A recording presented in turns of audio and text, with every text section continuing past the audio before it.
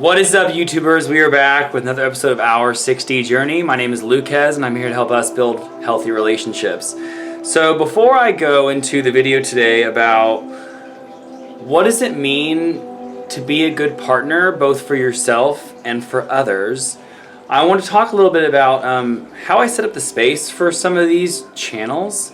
There are 5 major elements: earth, fire, wind, water, and spirit, energy. So you might be able to hear in the background water. That used to be a cat waterer, but then I changed over to their raw diet. They don't drink water anymore, so now it's just a fountain. It's a very non-beautiful fountain. It's beautiful for a cat fountain. So I have water running. The air for me in the house is constant movement and circulation, whether it be through fans or me physically moving, the air is set up. With the earth element, I consider connecting into my body part of the earth element. You know, really grounding myself into my feet, feeling the gravity take hold of me, really noticing the bones, like physically noticing the bones dropping inside of the framework. You know, our body, our muscles, and the blood flow and the water and the energy are holding up those bones, but those bones, for all intents and purposes, they drop in. They drop in all the time. Like, think about it right now. As you're sitting there, drop into your body. How can you hang tight up there and stay muscularly up and drop low in your bones? Now, for this particular energy reading and channeling, I'm going to light a candle. And as I light this candle, I'm going to say a prayer. Candle, O candle, bring to us now. Candle, O candle, show us the wow. As I light this fire and bring forth light, help us to be strong. Help us to live in might. With this candle now burning, I so shall see all that I need to be filled with glee. So we're going to turn this candle over here. We're going to put it down. And the energy is, for me, I like to imagine my body and my mind and my heart as antennas. I'm constantly receiving energy through sound, through sensation.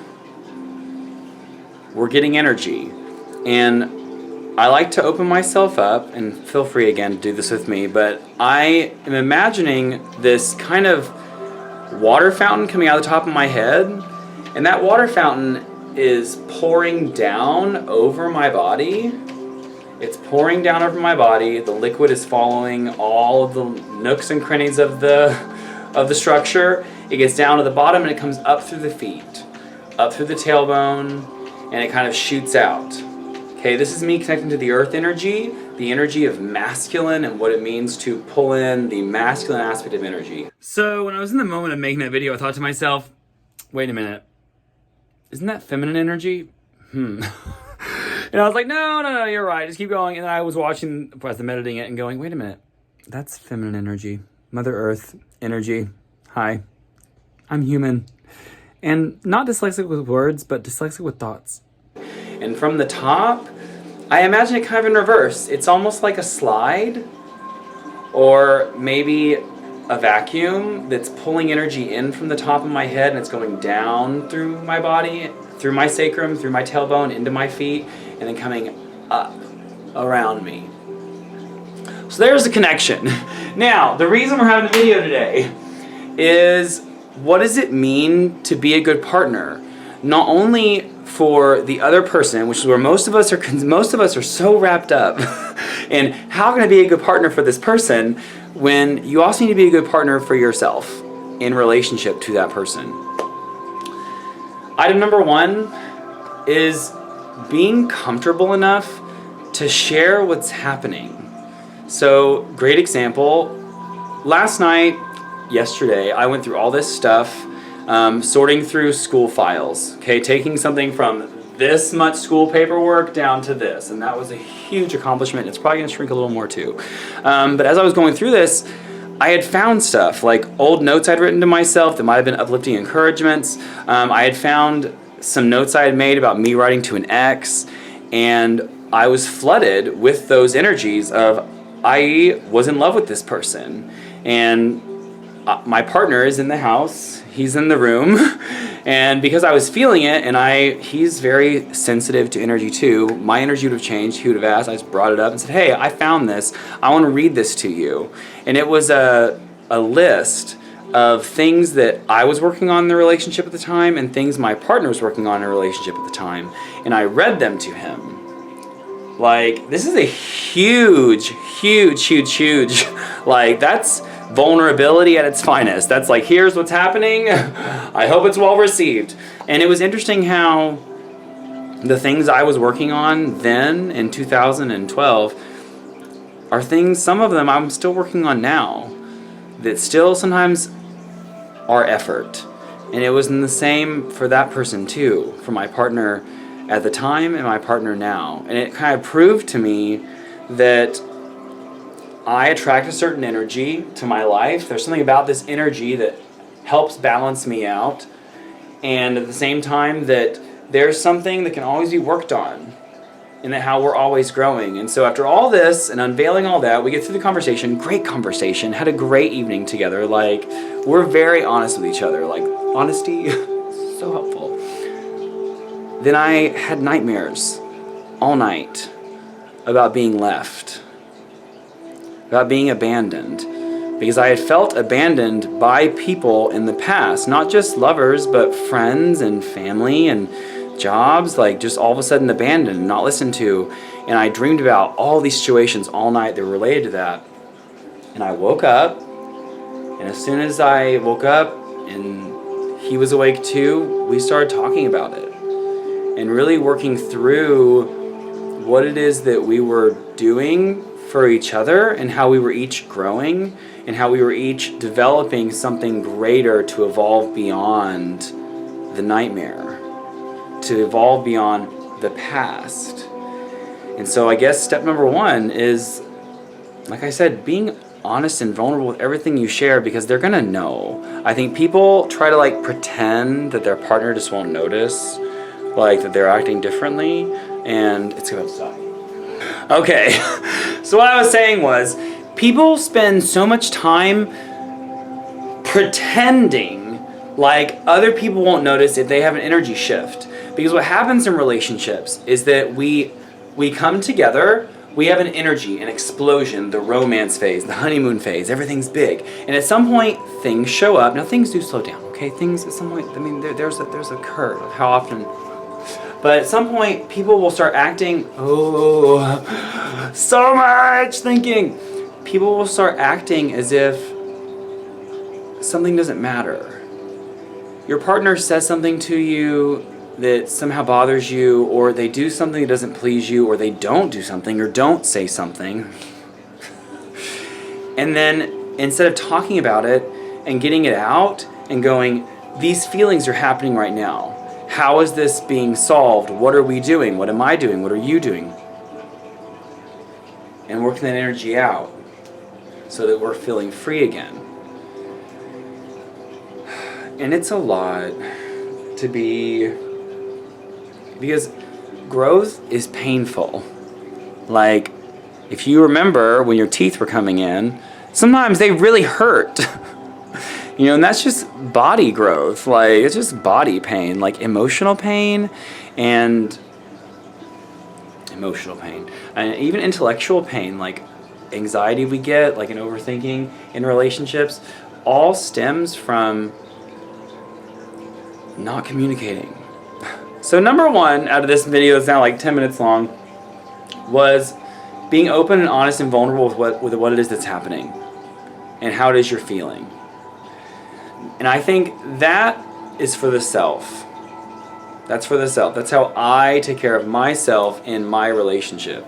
And then as for the thing to do for the other person, it's being open and receptive, and I keep saying this so often in these videos, being open and receptive to what it is that they bring. Because in the process of becoming vulnerable and sharing all this energy with each other, at some point when they start sharing things with you, you're going to be met with the opportunity as well to either accept it and know that it's not personal and it's something that can be overcome or not. You know, this thing in our relationship, me having serious past lovers, has been an issue. Something we're both having to work through. And it's a process of just as much acceptance over there as it is of me letting go.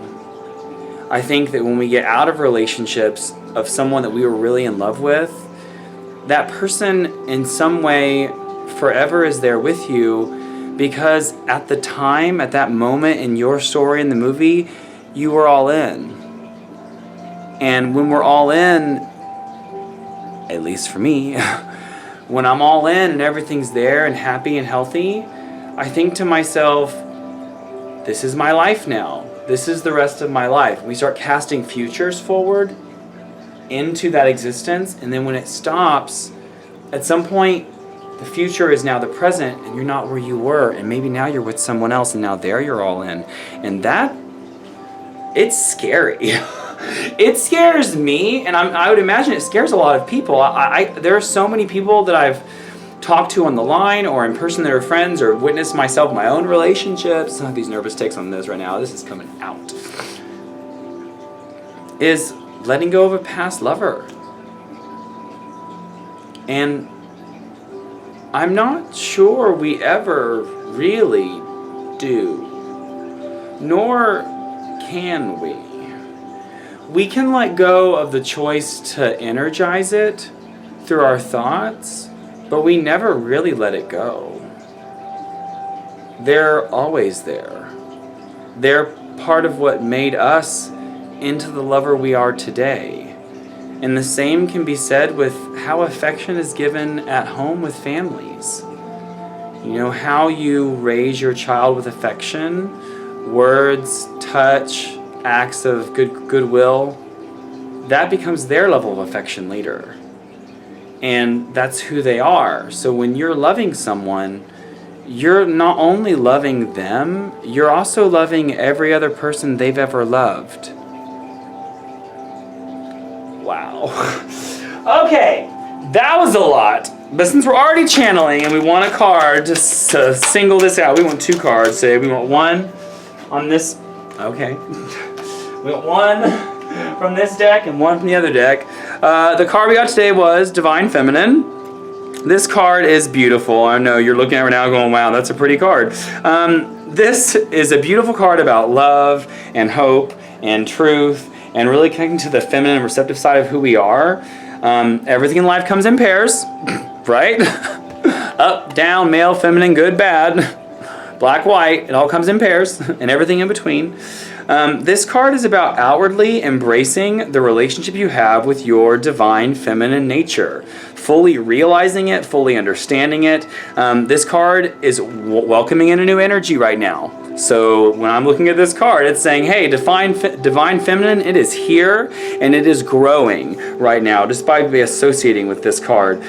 These really high pinks I'm seeing, we got lots of excitement, energy, aliveness. There's a bouncy energy to this card for me, a very happy, like go-lucky energy. I think with this blue energy, when it comes to communication, it's about honesty and being tender and being kind.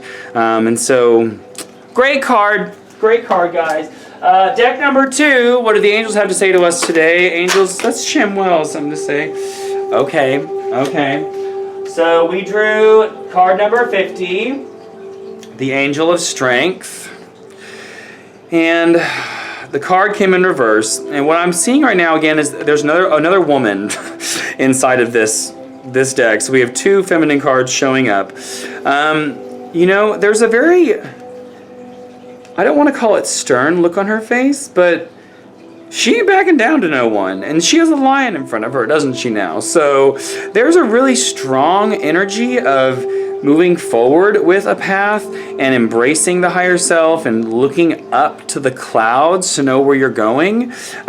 You know, when this is down, which this card did come in down, it says that we're not perceiving our own true power well enough, and we're a little overwhelmed right now. It's a reminder that we do have the strength to overcome these old patterns and that it's time to quit giving our power away.